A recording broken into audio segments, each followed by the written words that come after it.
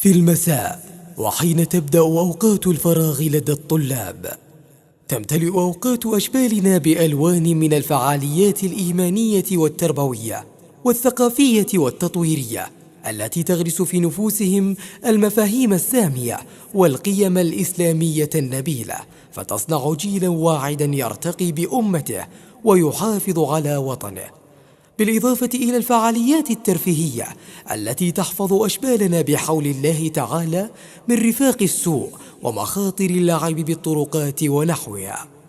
كل ذلك يجتمع في برنامج غراس، والذي يقوم عليه المكتب التعاوني للدعوة والإرشاد وتوعية الجاليات في شرق بريدة في نادي الشرق التابع للمكتب، خلال الفصل الدراسي الأول من العام الدراسي 1437-1438 للهجرة.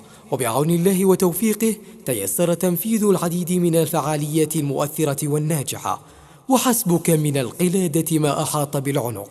الفعاليات الإيمانية: تعليم أشبالنا كيفية الوضوء والأخطاء التي يكثر الوقوع فيها، ترسيخ مفهوم الصلاة وعظمها في الإسلام، التحفيز على أداء سنن الرواتب وتطبيقها، بيان أهمية المداومة على الأذكار والتوجيه إلى حفظها.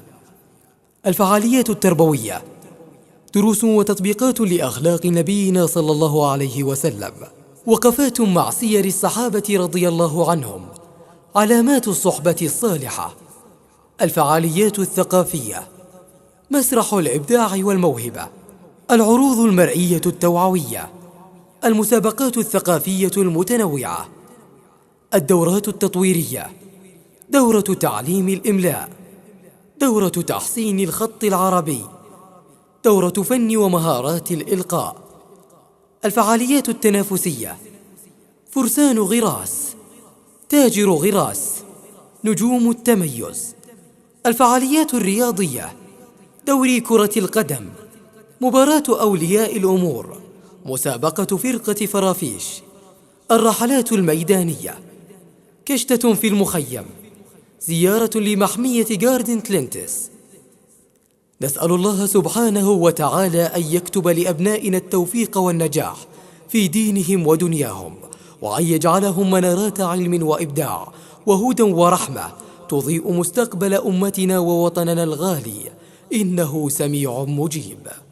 برنامج غراس، ثماره صناع المستقبل.